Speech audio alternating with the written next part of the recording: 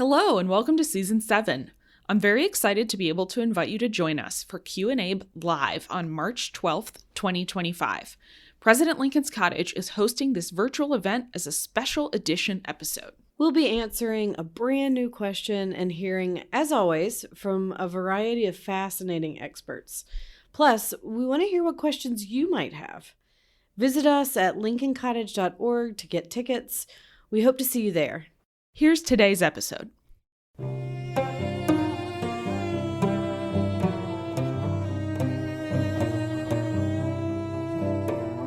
Every day at President Lincoln's Cottage, we engage with visitors in conversation on difficult topics, from grief to slavery to American identity. Visitors, young and old alike, connect with us from next door and from around the globe. And occasionally we get asked a question on a tour that stops us in our tracks, one we wish we could spend a half hour answering. Some of these questions on their face seem innocent or simple, but on a second look, they contain a level of complexity that leaves us wanting to know more. Each episode, we'll investigate a single real question a visitor asked us here. At President Lincoln's Cottage, we're storytellers, historians, and truth seekers. So we called on people whose expertise could speak to all the facets of these questions. I'm Callie Hawkins. And I'm Joan Cummins. This is Q&A. Come on down the rabbit hole with us. Let's take that half hour now. For this episode, we're addressing the question, have you seen Abraham Lincoln, Vampire Hunter? A teenage student asked me this question during our tour, I think by way of feeling out whether we take ourselves too seriously or not. The movie, released in 2012, is an adaptation of the eponymous novel by Seth Grahame-Smith.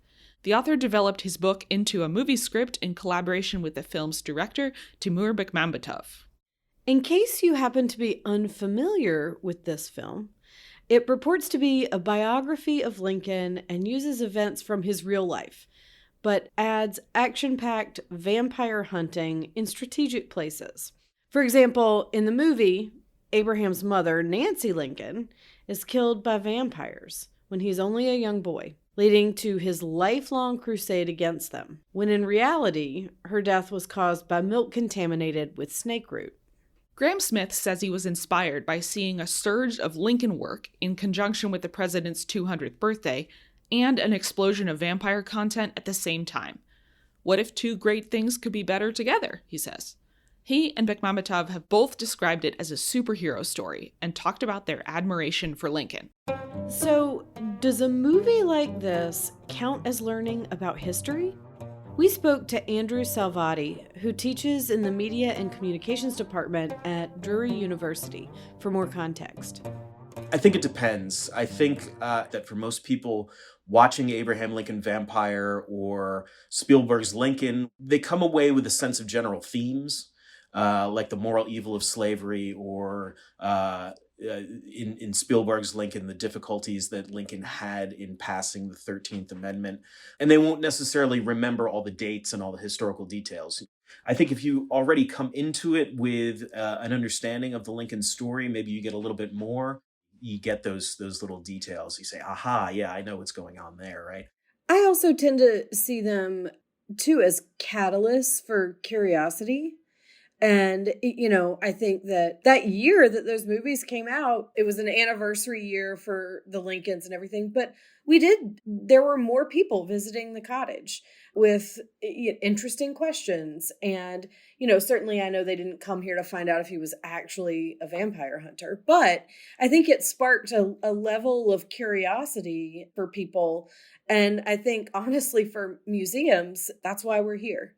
Yeah, I think that's right. I've done some work on this relating to the way in which video games about World War II, Call of Duty, Medal of Honor, that sort of thing, are, as you say, catalysts for learning more. And I found empirical evidence of this online, people writing blogs about how, this stage of the game or this character in the game prompted them to do a little bit more of their own research. So yeah, I could certainly see something like that for Abraham Lincoln Vampire Hunter too. We also talked with Scott Magelssen, a performance studies scholar at the University of Washington who's worked on the intersection of history and performance. We asked him, how would you approach something like this movie where there's such a big gap between what actually happened and what the movie shows? Some of what he said aligned with Andrew's point of view. I think it's safe to say that most people who go to see Abraham Lincoln, Vampire Hunter, are not going in worried whether they're going to get misinformation about Abraham Lincoln, about the past, about Civil War, about the 19th century. People go in and are ready to enjoy this thing because they know that it's going to be playing with the past. And if people already know a little bit about Abraham Lincoln, they can look forward to seeing the way the movie reminds them of what they already know and then kind of plays with it a little bit. So the fun and enjoyment is catching the differences between what we know about the past and what the filmmakers are doing with it. The other thing I'd say, I mentioned what feels emotionally authentic. I think that for some viewers, they find everything they need about the past in books and in museums. But, there's something about a Hollywood movie, other kinds of performances that can deliver that kind of emotional truth, emotional authenticity, even if it doesn't have to do with accuracy.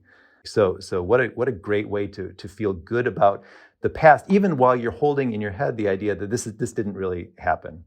This really clicked for me because I recently saw Cole Escola's Oh Mary on Broadway, which also is fun precisely because it's not accurate historical material.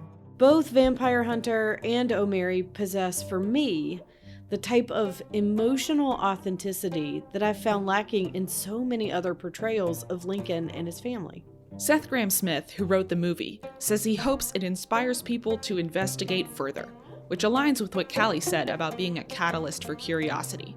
However, Grahame-Smith has also said that the last thing he wants is to make Lincoln look bad, which means the movie presents Lincoln as a great hero without much further complexity.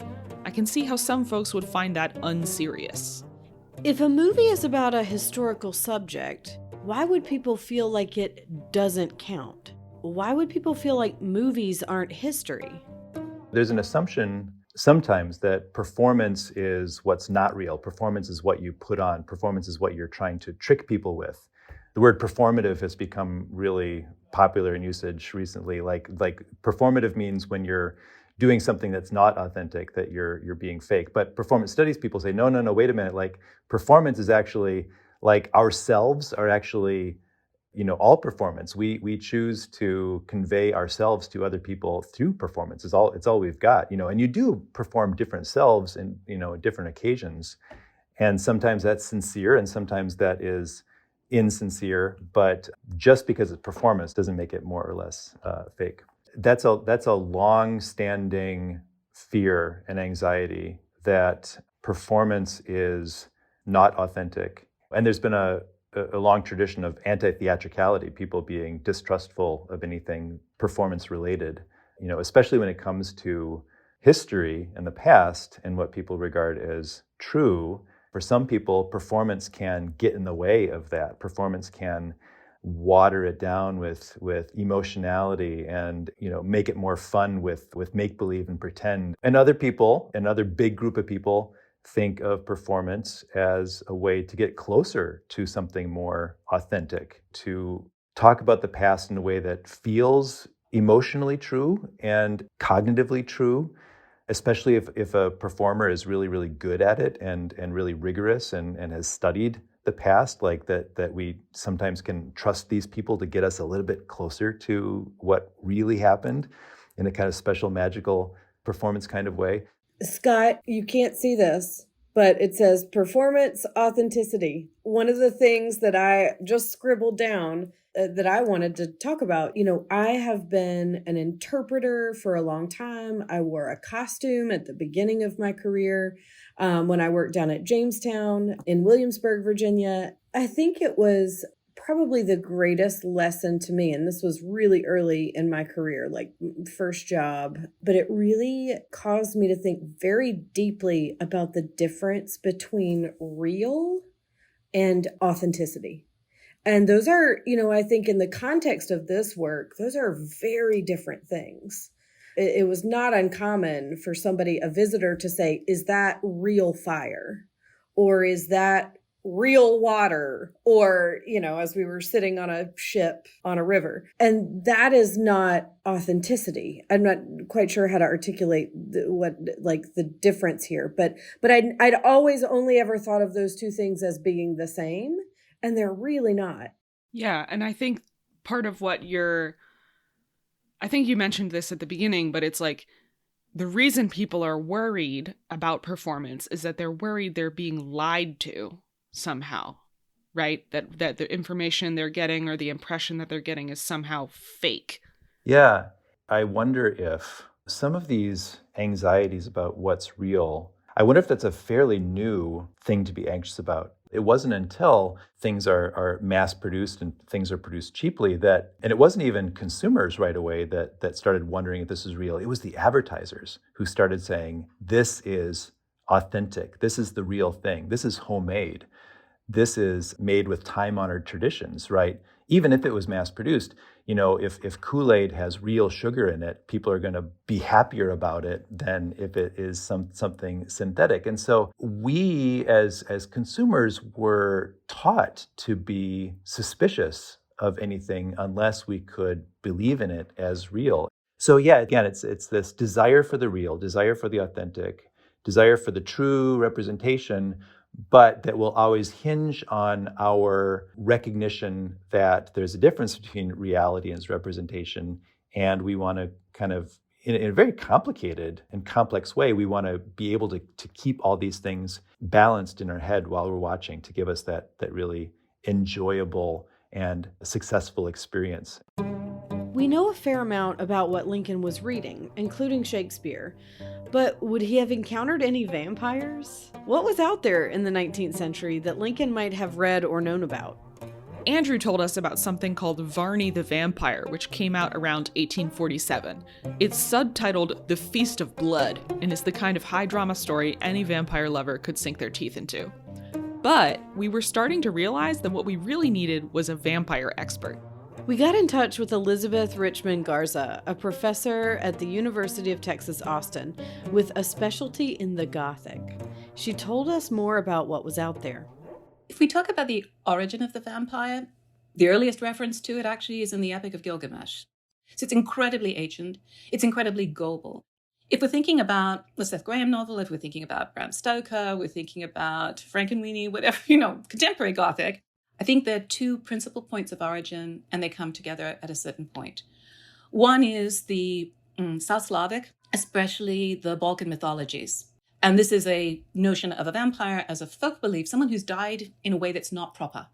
They're not consecrated, they die in some extraordinary way, and there's a concern that they're going to come back from the dead because they haven't gone to their eternal rest. And there are a whole series of practices, so all the staking and the silver, all of those elaborate technologies of vampire slaying, which were very important to the Seth Graham novel. So that's the folk material. The second is centered around particular historical individuals, actual humans. Erzsébet Báthory in Hungary and Vlad Cepes in Wallachia, Romania, Transylvania. Those are characters who, falsely or not falsely, there's controversy around that, get accused of atrocious treatment of other human beings. That's where the impalement comes from, for example, that's so connected to vampires. I'm not a Lincoln specialist. What I would expect him to know, as the kind of well-read person, is certainly Byron's The Vampire. It was a red-hot bestseller. Everyone bought this. It went through editions and editions. It's a novella. It's not even a novella. It's a short story. It's a tiny little thing. Everybody read it. We also asked Elizabeth to say more about why vampires show up in stories. What types of circumstances lead to the kind of rush of vampire stories that the US saw in the early 2010s? Whenever you see lots of vampires, I would like to suggest it means there's a lot of social anxieties around, and you need a scapegoat for the things that are freaking you out and unnerving you. So whether it's vampires or ghosts, and yes, it is about bringing back past crimes and past transgressions, so that could be a very explicit political or historical critique. It's also often going to be about new categories of human identity and behavior about which people are uneasy. So the sort of huge explosion of vampire stories, especially in the fourth quarter of the 19th century, all over Europe, particularly in the UK, tracks with immigration from Ireland because of the potato famine. Jewish East Europeans fleeing the pogroms and moving to London. The likeliest, I would suggest, phenomenon that will trigger and invite the vampire as the archetype you go to is concerns about ethnic and racial diversity, often in the form of immigration and xenophobia. And so that is the feature that I would think about in a post 9/11 context, more than a decade afterwards. It would be a reason why I might imagine, as we sit here in the middle of the 2020s, that we might find lots of vampires showing up. They represent a transgressive outsider who enables behaviors among the regular community that are normally taboo, but is also fundamentally going to be able to be defeated in the end. This made a lot of sense to me because one of the things about vampires is that they're human, but not quite. They're fundamentally different in some way, and I could see how that would map onto concerns about people who are different from you entering your life. Our team was also wondering, do we need to draw distinctions between vampires and then zombies, ghosts, ghouls, or other archetypes of things coming back from the dead? One of the things I find fascinating, because I teach a course on contemporary Gothic, but I also teach a course on 19th century Gothic, is thinking about whether the archetypes are really just, like different vantage points on the same phenomenon, or whether they're actually fundamentally unique and distinct from each other. So if they're really facets of the same phenomenon, then they're rather solidly about the fear of death. And so in a sense, every one of them is about, is death a closure? Is death a gateway to somewhere else? It's the thing that we just don't know about until we've actually been there, and then we can't tell anyone about it. So I think they're all about the preoccupation with human mortality. That being said, I think each archetype is extremely importantly different. So if one is looking at Twilight versus The Walking Dead, those are very, very different ways of thinking about what is death, thinking about what is a human being. But if you choose to write a creative work, a fictional work, I think you are going to pick the archetype. Is it about living beyond the grave and coming back with your full mentality and a terrible appetite? That would be a vampire. Does it have the possibility of being fundamentally attractive? Well, that could also be a vampire. Is it the nightmare of somehow still being in the world as a material moving thing with an insatiable appetite and no mind? Well, then zombie might be the thing. And I probably think ghosts are one of the most variable because we have such different ways of thinking about what the afterlife is. So I think the exact archetype really does matter. Elizabeth could help us with our vampire questions because of her expertise in the Gothic. What is the Gothic, anyway? People often think of the Gothic as being, at best, frivolous, at worst, self-indulgent. One of the reasons I work on the Gothic, teach it, write about the Gothic is because, if I may say it this way, I take it kind of seriously. Most of us think of the Gothic based upon, a novel written by Horace Walpole, published in 1756, called The Castle of Otranto, where he channels his inner Shakespeare, creates all kinds of appalling behaviors on the parts of Italians, whom the English found very suspect in the period, and delights and appalls his audience. That created a fashion for the Gothic, leading to something like Mary Shelley's Frankenstein. So I would say the Gothic is a style. It's very much part of aesthetics. It's very strongly connected to melodrama, sort of music-enhanced, heightened emotions. One critic of the Gothic suggests that actually the experience of the Gothic is about having these intense emotions, kind of cathartically, and then letting them dissipate and returning to normality. That the experience of the Gothic actually helps you to cope with the ordinary and the everyday. And yes, there is the idea of evil, of something that is menacing, of a world that is fundamentally not benevolently disposed towards human beings. We know that the cottage is an early example of a Gothic revival building in the United States. I asked Elizabeth, how does the Gothic influence architecture? You think Notre Dame Cathedral, you think the Houses of Parliament and Westminster, Queen Elizabeth Tower and Big Ben, etc. So Gothic is actually intentionally created as Neo-Gothic, as a style by the British government. And there's a specific architect whose name is Pugin, who is tasked with creating a 19th century version of original medieval English Gothic so as to make it the decor of the Victorian Empire. Before they kept copying the Parthenon or something from Rome, but there was this intentional decision to go with something local.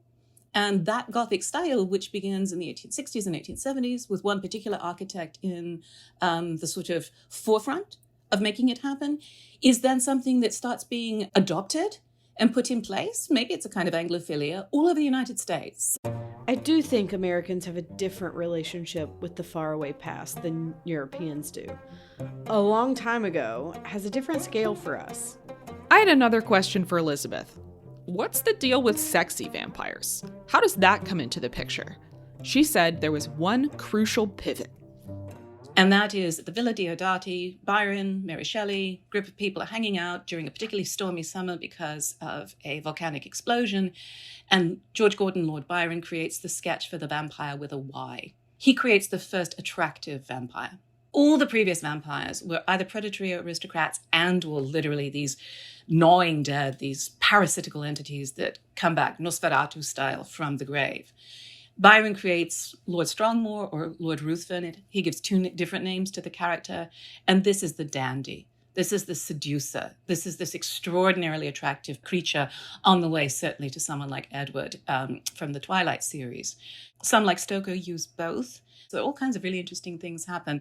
But our sense of the elegant Bela Lugosi in his white tie is invented by Byron. The Old South is another area that people fantasize about, adding a veneer of glamour to the violence. In the case of the movie we're discussing, Abraham Lincoln Vampire Hunter uses the metaphor of slavery as vampirism.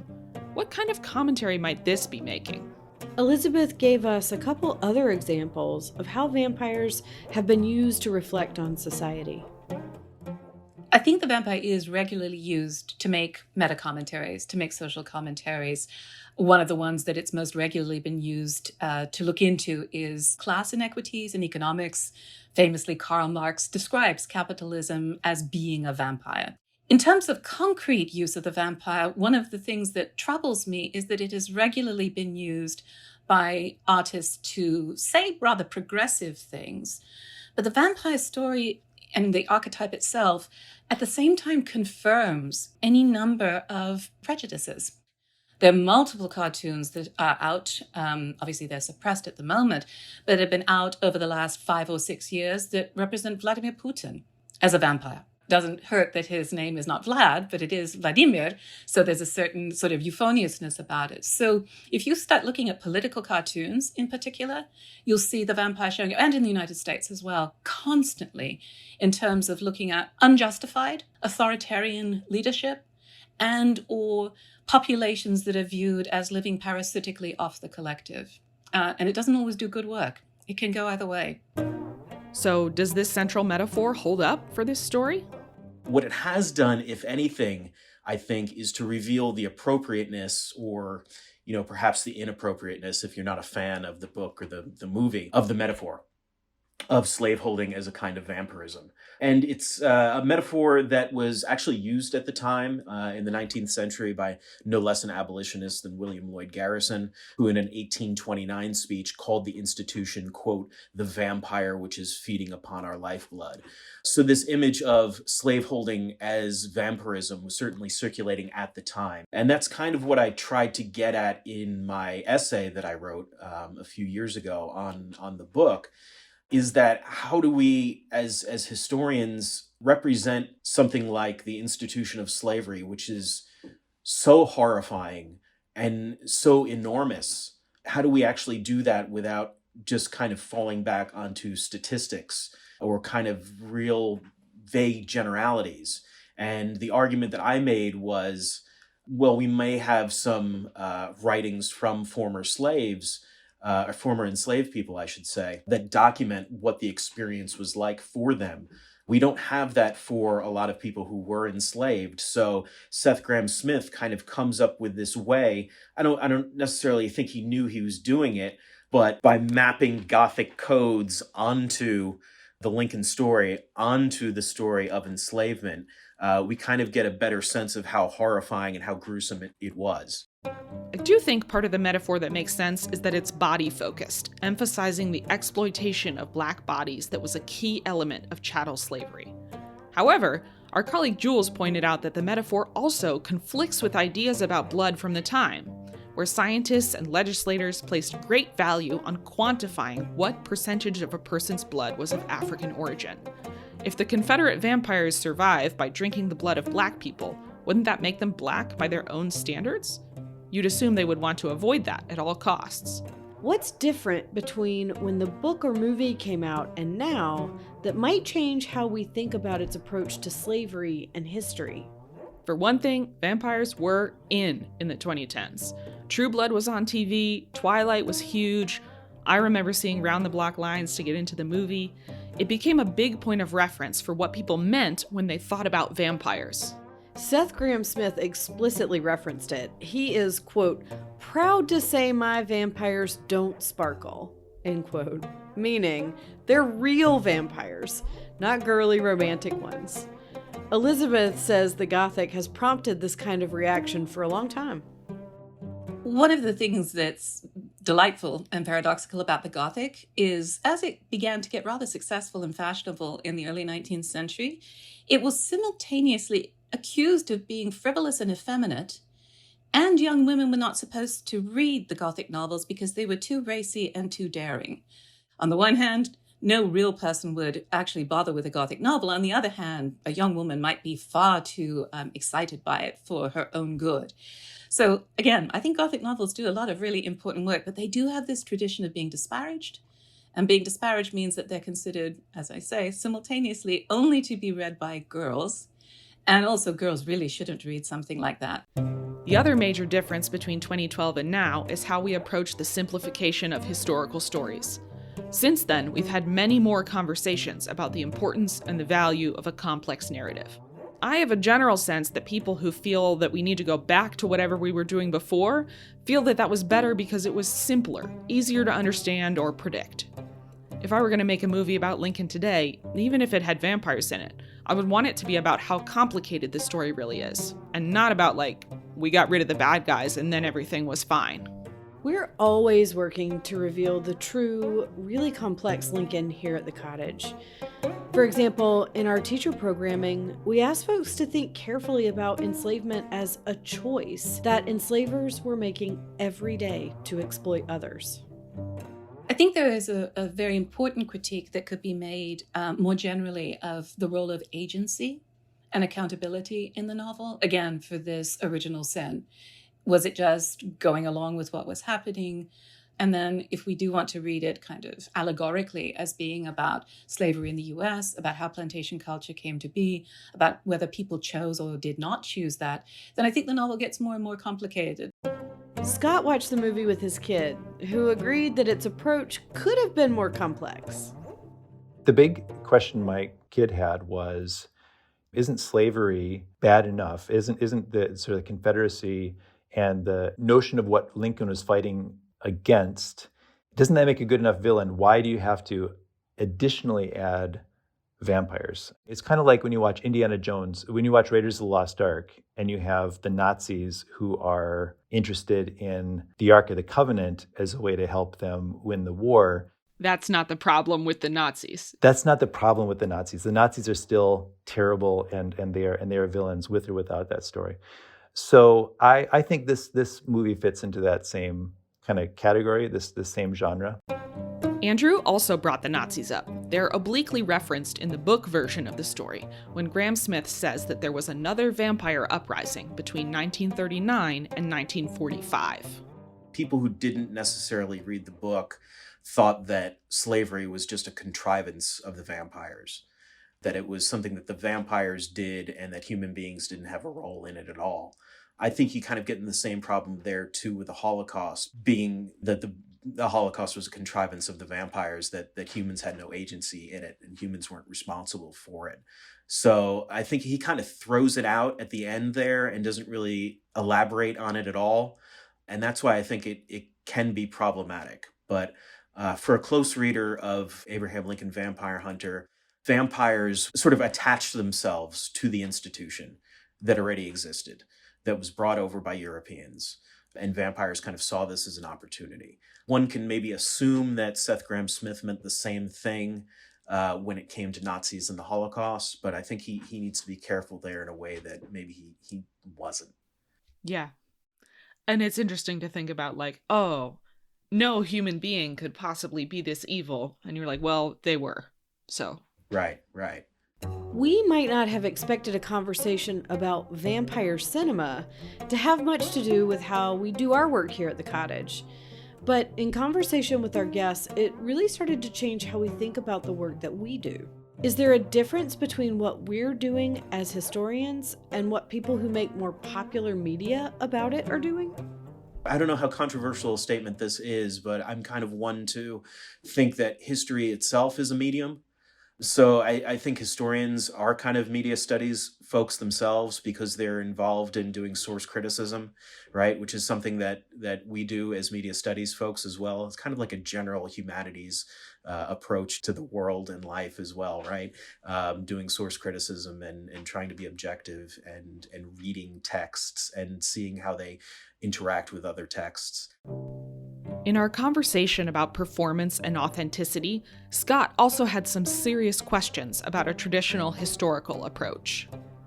What's also interesting to consider is whether, what we're finding with capital H historical research is also true and authentic. I mean, the people who are writing documents, the people who are recording things in their diary or writing letters, they are also subjective, emotionally driven people. And they have a very narrow perspective of reality, and they don't know everything. And they have feelings. And so is a letter that somebody writes to their spouse, is that reliable? Is that true just because it was written in the hand of someone from the past? I would say, it depends. I think that we have to treat these historical documents too as complicated bits of information that can give us a picture, but that we also can't completely 100% trust as what really happened. So as a humanities cultural studies person, not as a historian, I say this with all humility, but I have thought of history as being about the undead, that it is an activity of bringing something back, but with a difference. You can't time travel us back to 1863.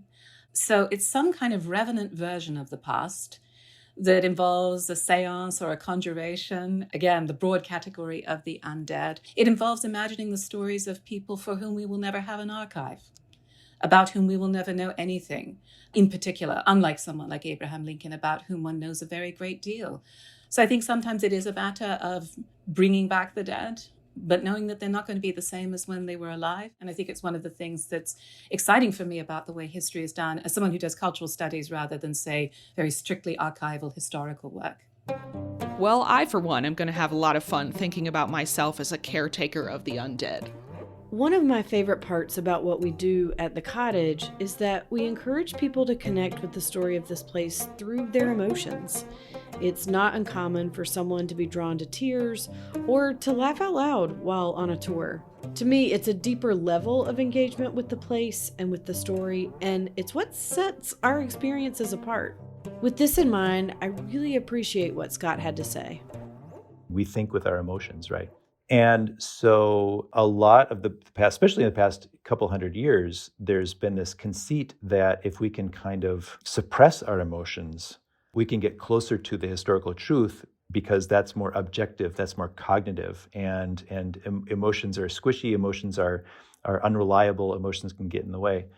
So, places like yours that are more about how do we get people thinking about what they would do if they were trying to figure out these same problems, ways to get people thinking about their current values and beliefs now in the present as a way to help understand the past. So I like museum spaces where I am confronted with something surprising and I'm asked to think about it and then, maybe even ask myself, what would I do in this situation? And then compare and contrast to what the person from the past did. And so when we are in the room, in the museum or in the theater with a bunch of people who we imagine share some of those values, and we are all feeling along with each other, and we are all agreeing with what we share as valuable in this interpretation of the past, that's a way that kind of shores up what makes us us, what helps affirm our identity, what helps keep us plugging through life, what we believe in, what we fight for, what we hope for the next generation. And so That's hard to do if you're just focusing on the cognitive, right? You're there for the facts, but you're also there for the ideas, the beliefs, and the values. And that's something that's bolstered and strengthened when it is happening in community. We strive to create that kind of community at the cottage, one that can help us explore and affirm our values and make a plan for the future. Thanks for being part of it. We want to encourage you to think about, what from the past do you want to keep alive? And what do you commit to laying to its final rest? What's out there that is preying on us, and what is keeping us human? This episode was produced by me, Joan Cummins, with Callie Hawkins, Haley Bryant, Jules Losey, and additional support from the President Lincoln's Cottage team. Music for Q&A was written, performed, and is copyrighted by Clancy Newman. Your support makes Q&A possible. If you enjoy coming along for the journey with us, please show your support by making a contribution at www.lincolncottage.org. Whether it's $5 or $500, we couldn't do it without you. You can also support us by hitting subscribe, by leaving a review, or by sharing with friends. To the kid who asked me this question, thanks for giving us a great reason to watch action movies at work. Comments, questions? Write to us at podcast@lincolncottage.org. President Lincoln's Cottage is a home for brave ideas. Stay curious.